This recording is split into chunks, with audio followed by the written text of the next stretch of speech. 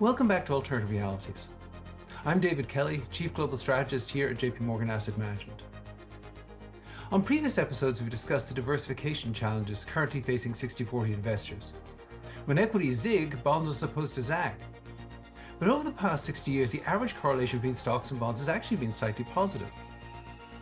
On this episode, we're going to be discussing transportation, which has exhibited a negative correlation with 60/40 portfolios. It also has a somewhat unique ability to function as a geopolitical hedge. To walk us through all of this and more, we're joined today by Anurag Agarwal, the head of portfolio management in our transportation group. Okay, well, Anurag, thank you very much for joining us today. Thanks, David. Pleasure to be here. So let's start off with the basics. How do people actually make money in the transportation sector, and what kind of investments does your team focus on? Yes, thank you for that. Look, there's a couple of ways one can access the transport space. I think the two most commonly known ways. One is what's oftentimes known as the opportunistic or more private equity style of investing, where you typically will look for themes or windows where you can buy assets in the transport space at favorable prices. Your thesis there clearly is that the value of the assets will go up. So you're looking to harvest the gain in the value of the assets. That's the important part. So that's why we call it opportunistic, because you're not effectively focused on income, you're focused on asset value appreciation. The other bookend, which is really the bookend we live on, since you asked what we do, is the more core and the more stable sort of format of investing, which is effectively, in one word, the business of leasing, where you are not thematic in your approach. What you're solving for is a different problem. Basically, every large corporation in the world, that has a physical good, product, or commodity has a need for transport in their supply chain. Basically, without the transport assets, there would be no supply chain, there would be no revenues. So those assets, which are critical to their core business, are the assets which corporations historically have leased using off-balance sheet financing. Those assets tend to be protected from any market vagaries, from any volatilities, because they're effectively serving a more critical function in the context of global trade and those supply chains that they serve. Those are the assets we like to invest in from a core perspective. And because leasing is a cash-oriented business, most of your return, 90+% of that return, comes in the form of income or cash yield. So there's a big difference in terms of the risk that you're taking, depending on which bookend you sit on, but core is clearly what we focus on and what we're here to talk about. Okay, so I know that when we look at alternatives, a lot of people talk about characteristics in terms of excess return or alpha, look at income, and look at diversification, or some combination of the three. So what would you say are the main characteristics of transport from the perspective of how you invest in the space? Yeah, you hit all three that I would have spoken about. So look, first thing about alternatives that we should remember is it is a business of active management. So unlike anything else that you may do as a portfolio manager, in my business, we're effectively actively managing every decision we make and every investment we effectively end up owning in our portfolio. Now, let's start with alpha. The one easy way to identify alpha is that when you access the leasing space that we participate in, you're actually able to very interestingly access corporate credit because the leases are take or pay. So they rely on the corporate balance sheet strength of the counterparty or the lessee, which is very similar to the kind of credit exposure you would take if you went out and bought a corporate bond issued by the same lessee. The difference is because there's an underlying asset that has an operating risk associated with it, has residual value associated with it, we end up outperforming the corporate bond spreads by 300 to 500 basis points. So there you go in terms of having a direct source of alpha. If you have the wherewithal to manage, invest, and own these assets, you can actually get pretty high quality yield that is more attractive, comparable to, let's say, fixed income spreads, right? In that case. Diversification, that's a really important one as well, because transport, even though it's one word, is a very broad mosaic of subsectors and assets. When you talk about shipping, there's multiple types of ships. There's container ships, travel cargo ships, product tankers, car carriers. There's energy, commodity related assets like LPG carriers, LNG carriers, chemical tankers as well. And then you have aviation, you've got narrow-bodied aircraft, wide-bodied aircraft, so on and so forth. So whether it's land-based transport, rail, etc., there's a very broad base of assets that we as managers get to choose from to build a very diversified portfolio, and none of these assets are effectively correlated to each other. So it brings a strong base of protection when it comes to just how the portfolio behaves in times where certain sectors may be going through turmoil, distress, or cyclicality. I mean, it does sound, and I'm sure you feel this every day, but it does sound like a really interesting asset class. But I guess my question is, who invests in it right now, and is it accessible to individual investors? So that is a really important question, David, because the asset class has been around forever. I oftentimes get asked the question, why are we talking about leasing in 2024, soon to be 25? And the response is that leasing as a business is not new. It's been around for 60, 70 years. I think what changed was really the ability for private market investors to access the leasing business. And that was purely a result of what we saw post the GFC, going back to the GFC, where, if you recall, there was a lot of regulation that came in the form of Basel and CRD in Europe. There was Dodd-Frank in the US, where the regulators took a hard look at the risk assets that were sitting on the balance sheets of banks.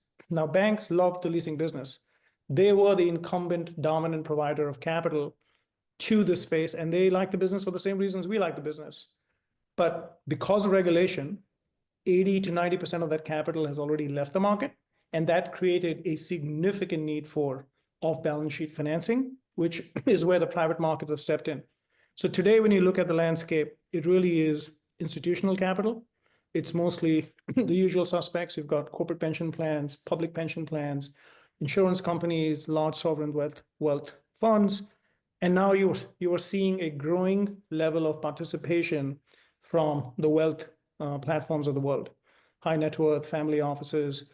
That's another very interesting and high sort of value wallet of AUM, if you may, but it's become an institutional business. So to the extent, the industry needs a lot of capital, we think the capital needed is in the hundreds of billions of dollars a year. My view is it'll all come from the private markets for the most part.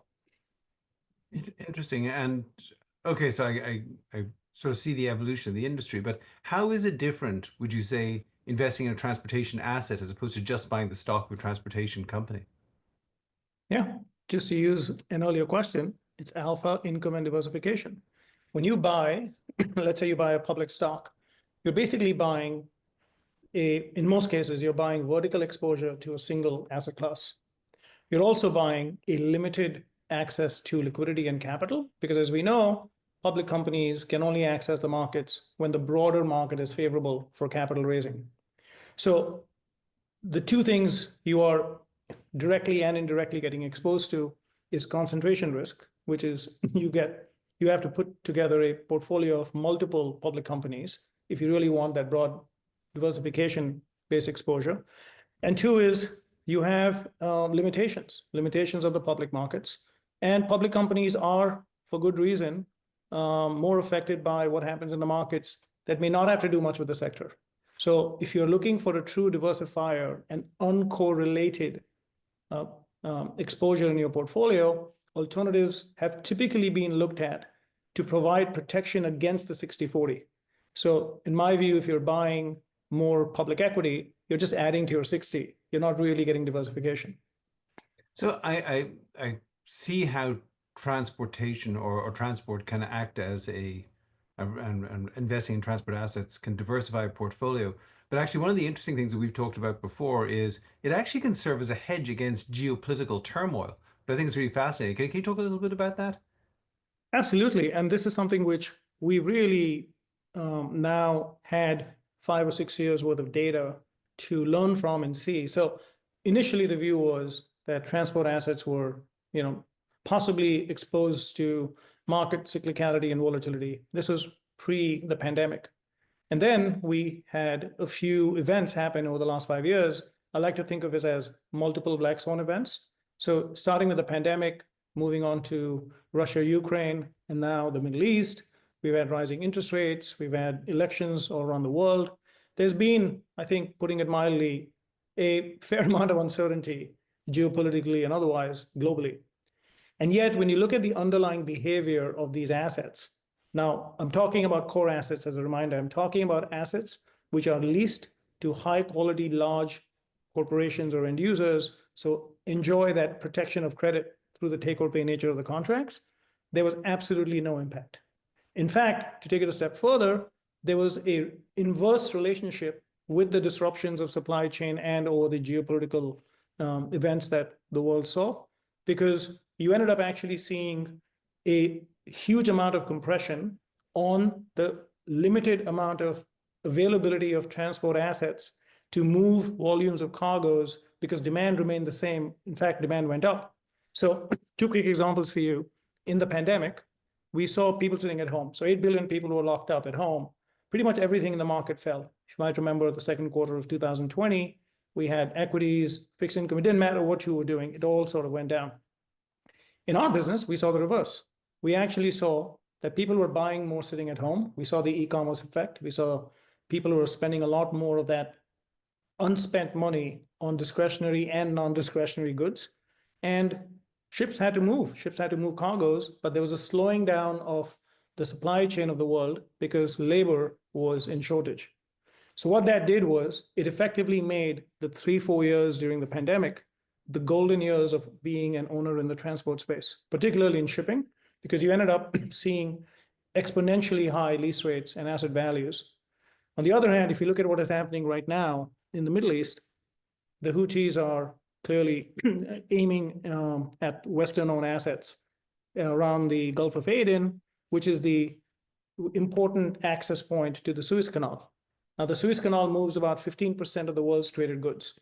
Now, if you can't access the Suez Canal, there's another way to get to Europe from Asia. You have to go around the Horn of Africa. Now, that is really bad news for everyone that is paying for that extra transport, that has supply chain disruption, inventory management is difficult, but I'm the only one who's happy. Why? Because I'm getting paid 14 to 20 extra days to do the same job. So again, something which is a geopolitically adverse event is actually creating more pressure. And there's a reason for this. The reason for this, quite simply, is you can't build ships and planes and trains overnight. It takes about 2 to 3 years to build these assets. The shipyards and Airbus and Boeing are all behind already on their order books. So when there is a compression of supply, you're not going to get the solution immediately. So that effectively translates to higher values and lease rates, which owners like us enjoy. Interesting. So we've talked a lot about ships, but how about planes, trains, and automobiles? I mean, what other transport assets do you invest in or not invest in? Look, so we take a very broad view across our definition of transport, which is all assets that serve the industry that requires mobility of assets that move cargoes. It is important to say that 90% of everything in the world that is consumed travels on a ship. So shipping is the backbone of global trade. And I always like to say, if it doesn't float, it flies. So then you've got aviation. Clearly, us humans, we use aviation for all our transport needs.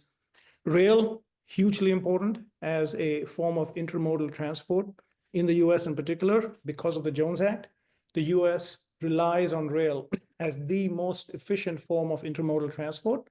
And then there's clearly a supply chain or a value chain where things get off a ship, get put on the backs of trucks, chassis. That creates the need for trucking fleets. Trucks move things into warehouses. Then you have the smaller fleets of vans that move the stuff from the warehouses to end consumers. So there is a role to play for every form of transport, oftentimes on the same value chain. You mentioned the Jones Act. How does that affect rail demand? So the Jones Act is a law that exists in the US that effectively prevents international ships that are not built in the US, that are not flagged US, and that are not crewed by US citizens to call on 2 consecutive US ports. Oh.